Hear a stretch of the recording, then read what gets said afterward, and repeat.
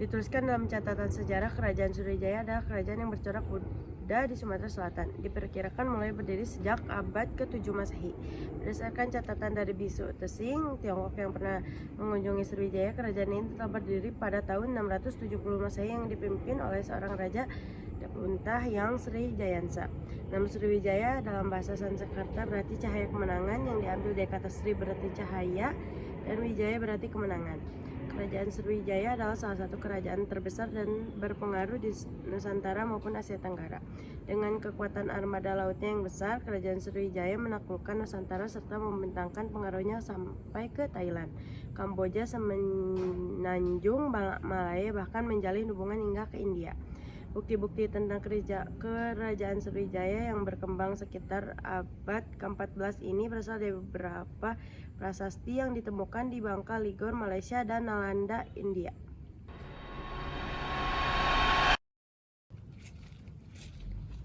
Para saudagar sekalian, marilah kita membuat kekuasaan di wilayah ini.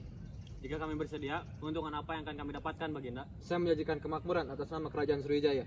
Sebagai awal perjanjian, kami akan berdagang selama 6 bulan. Dan apabila kami tidak mendapatkan apa yang dijanjikan, maka kami tidak akan ke wilayah ini lagi. Tentu saja itu tidak akan terjadi. Baiklah, kalau begitu, kami setuju. Para pedagang internasional yang datang ke Sriwijaya menyebabkan perdagangan yang ramai sehingga membuat pendapatan kerajaan meningkat dan menjadikan Sriwijaya sebagai kerajaan maritim. Selain para pedagang, ada seorang biksu yang datang, ia adalah Tesing. Para pedagang berjualan rakyat seliweran, ada biksu lewat di antaranya. Di satu tempat, penduduk berkumpul dan mulai diajarkan agama Buddha oleh Tesing. Penduduk duduk bersimpuh dan mulai mengajarkan agama Buddha. Tesing tinggal selama 6 bulan. Ia menyebarkan agama Buddha sampai ke kerajaan. Semenjak saat itu Sriwijaya menganut agama Buddha. Baginda Raja, Ising sudah datang di kerajaan dan ingin menghadap Baginda. Persilahkan, Ising masuk.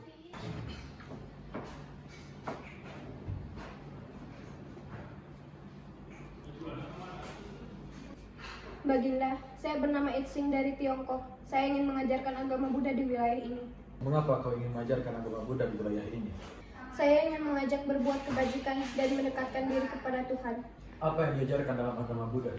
Dalam agama Buddha, kami diajarkan untuk melepaskan nafsu dan penderitaan dalam hidup manusia untuk mencapai nirvana.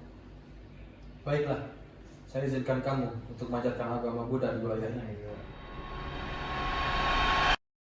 Raja Dapuntah yang Srijaya Nasa berusaha memperluas wilayah kekuasaannya dengan ekspedisi militer menaklukkan wilayah untuk menghukum bumi Jawa yang tidak berbakti kepada kerajaan Sriwijaya. Panglima perang, bersiaplah. Bersiap untuk apa, Baginda? Dalam waktu dekat, kita akan melakukan ekspedisi militer ke bumi tanah Jawa. Untuk apa penjarahan ini, Baginda? Aku ingin memperluas wilayah kekuasaan Sriwijaya. Baik, Baginda Raja. Rebutlah kekuasaan di tulang bawang, tanah Jawa, kerajaan Jambi, dan Kalingga. Baiklah, Baginda Raja, kami akan mengumpulkan prajurit dan menyusun strategi peperangan secepatnya. Sriwijaya telah berhasil menancapkan kekuasaan di tulang bawang serta menguasai kerajaan Jambi dan kerajaan Kalingga. Akhirnya, cita-citaku tercapai untuk menjadikan kerajaan ini jadi kerajaan maritim. Terima kasih para panglimaku, kalian telah membantuku. Dan tugas kami membantu Anda, Baginda Raja. Dan Baginda Raja telah berhasil membuat kekuasaan kerajaan Jambi dan Kalingga. Benar sekali. Tapi aku masih ingin memperluas wilayah kekuasaan ini. Apakah kita akan melakukan penyerangan ke kerajaan lainnya, Baginda Raja? Tidak. Aku ingin menikahi putri kedua raja dari kerajaan Tarumanegara. Dapuntahang yang berkuasa sejak 664 Masehi melakukan pernikahan dengan Soba Kencana, putri kedua kerajaan Tarumanegara, Linggawarman. Dapuntahang pun mendatangi kerajaan Tarumanegara dan meminta izin kepada raja kerajaan Tarumanegara untuk menikahi putri keduanya. Aku ingin menikahi putrimu, wahai raja Tarumanegara. Atas dasar apa kau ingin menikahi Soba Kencana? Aku menyukai sosok wanita sepertinya, lemah lembut, penyayang dan rendah hati. Dan aku akan berjanji akan membahagiakan putrimu dan akan memberikan keturunan yang gagah dan berani. Aku akan mengizinkannya jika putriku bersedia. Bagaimana putriku? Iya, aku menerimanya. Aku rasa Dapuntahang adalah laki-laki yang bertanggung jawab. Baiklah, pernikahan akan dilakukan secepatnya. Terima kasih, Ayah. perkawinan ini melahirkan seorang putra yang menjadi Raja Sriwijaya berikutnya, yaitu Dharanendra. Dharanendra berbesaran dengan pegawai bawahannya, yaitu Sri Dharmasetu. Dharmasetu kemudian memiliki putri yang bernama Dewi Tara. Putri ini kemudian ia nikahkan dengan Samaragrawira, raja kerajaan Mataram kuno dari dinasti Sailendra. Dari pernikahan Dewi Tara dengan Samaragrawira kemudian lahir Balaputra Dewa, sedangkan Samaraturangga sebagai putra sulung Samaragrawira. Candi Borobudur dibangun pada pemerintahan Raja Samaraturangga pada abad ke-8. Candi Borobudur dibangun oleh seorang arsitek bernama Gunadarma. Pada suatu hari, Raja Samaraturangga mempunyai niat untuk membangun suatu bangunan yang berguna untuk memuliakan orang yang sudah meninggal dan mempunyai arti sejarah bagi masyarakatnya. Raja pun mendiskusikan hal tersebut dengan para abdi-abdinya yang merupakan para penasihatnya. Bagaimana menurut Wangsa? Kehendak yang mulia merupakan perintah bagi kami. Bukan begitu. Aku meminta pendapat dari kalian. Pendapat apa, Baginda?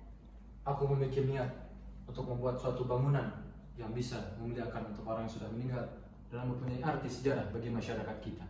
Memangnya Baginda ingin bangunan seperti apa? Bagaimana jika sebuah candi? Maka bisa digunakan sebagai tempat ibadah juga.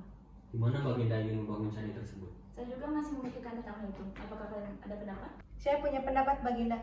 Bagaimana jika membangun candi itu di atas bukit? Saya juga sependapat Baginda agar candi itu terlihat gagah dan megah. Cari arsitek untuk membuat candi tersebut. Baik, Baginda. Saya mempunyai kenalan Baginda. Ia bernama Gunadarma dan berasal dari negeri lain. Ia sangat terkenal di negerinya dan mungkin ia bisa membantu dengan kehendak Anda. Cari dan bawa dia ke sini. Baik, Baginda. Wangsa pun mencari sang arsitek itu. Setelah menemukannya, dibawa arsitek yang bernama Gunadarma itu menghadap sang raja. Pada siang itu Gunadarma menghadap sang raja. Kamu tahu alasanku memanggilmu ke sini? Sembah saya Baginda. Saya telah mengetahui dari para wangsa. Bagus jika kamu sudah mengetahui. Jadi bagaimana? Saya Apakah sudah ada hasil sekarang? Setelah menyelesaikannya dan ini rancanganku bagaimana Baginda?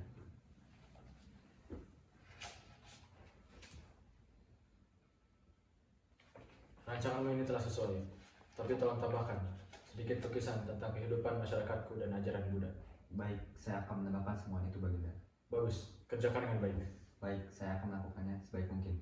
Candi Borobudur dibangun dengan beberapa tahap. Bangunan candi memakan waktu hampir setengah abad lamanya, sehingga pembangunan baru dapat diselesaikan pada masa pemerintahan Putri Raja Samaraturangga, yaitu Pramodawardhani yang memerintah. Setelah mendiang Raja Samaraturangga meninggal, tahta kerajaan jatuh pada menantunya Jatiningrat atau Rakai Pikatan, suami dari Pramodawardhana. Hal ini membuat Balaputra, adik sang Raja Samaraturangga yang juga merasa berhak atas tahta kerajaan, Balaputra Dewa, menemui Pramodawardhani dan suaminya di kediaman mereka. Kenapa Paman datang ke sini? Aku mendengar keputusan para tetua bahwa suamimu akan meneruskan sang mendiang raja. Aku merasa itu bukan keputusan yang tepat. Kenapa Paman berpikir seperti itu? Aku ini adalah adik dari sang mendiang raja. Bukankah aku juga berhak mendapatkan tahta dari kerajaan ini? Jangan lupakan ini, Paman. Aku adalah anak dari sang raja. Aku juga memiliki hak atas tahta ini. Lagi pula dia adalah suamiku. Tidak ada yang salah atas keputusan para tua. Baiklah, jika inilah keputusan yang benar, izinkan saya keluar dari tanah Jawa dan kembali ke kediaman ibuku di Sumatera. Sesuai ketetapan, maka diangkatlah Rakai Pikatan, suami dari Pramodawardhani, menjadi raja. Balaputra Dewa pun akhirnya meninggalkan tanah Jawa menuju Sumatera, ke tanah kelahiran ibunya. Balaputra Dewa ditunjuk sebagai Raja Sriwijaya karena Pulau Sumatera telah menjadi daerah kekuasaan Sri Maharaja Wisnu dari Wangsa Sailendra. Balaputra Dewa sebagai cucu dari Sri Maharaja Wisnu mempunyai hak waris atas tahta Sriwijaya. Balaputra Dewa pun menjadi raja dengan gelar Sri Maharaja Balaputra Dewa. Aku akan membangun kerajaan ini kembali dan membuat kerajaan ini menjadi kerajaan terhebat di Nusantara. Kami akan setia mengabdi pada Sri Maharaja Balaputra Dewa. Panglima, siapkan prajurit dan strategi perang. Baik Baginda Raja, akan kami laksanakan. Di bawah kekuasaannya, Sriwijaya mengalami kemajuan yang pesat dan wilayah pelayaran Sriwijaya semakin luas. Wilayah Pelayaran di masa pemerintahan Balaputradewa mencapai wilayah India, bahkan mampu menguasai pelayaran di kawasan Asia Tenggara sehingga Sriwijaya menjadi pusat perdagangan di Asia Tenggara, apalagi didukung armada laut Sriwijaya dengan memberi kekuatan ekonomi bagi Sriwijaya. Kekuatan ekonomi Sriwijaya kemudian dikembangkan oleh Balaputradewa setelah menguasai wilayah jajahan, kemudian dijadikan pusat perdagangan serta membangun perdagangan internasional dengan pelayaran India dan Cina.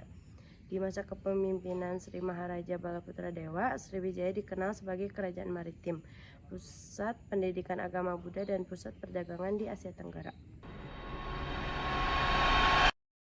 Di masa kepemimpinan Raja Sangrama Wijaya Tunggawarman, kerajaan Sriwijaya mengalami kemunduran karena beberapa faktor. Banyak pedagang internasional meninggalkan Sriwijaya karena tidak lagi dekat dengan pantai akibat pengendapan Sungai Musi. Sriwijaya kesulitan mengontrol daerah kekuasaan karena semakin lemahnya perekonomian. Banyak wilayah yang melepaskan diri dari pengaruh kerajaan Sriwijaya.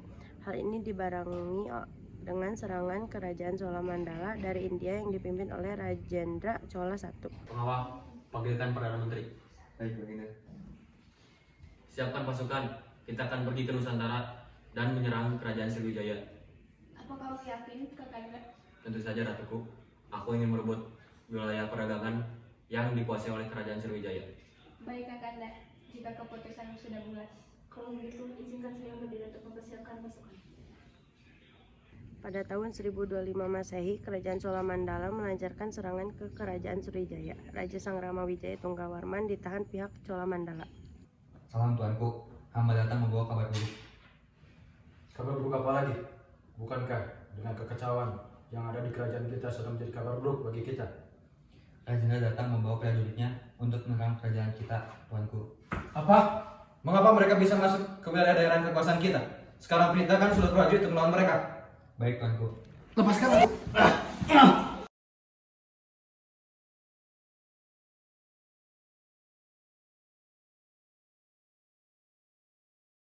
Kerajaan Chola Mandala hanya menginginkan kekuasaan atas wilayah perdagangan.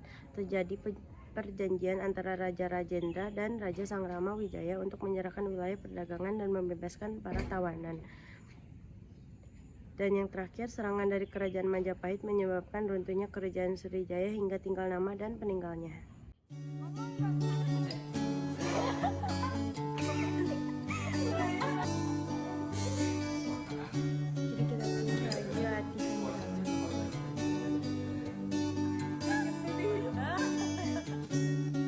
Berdebu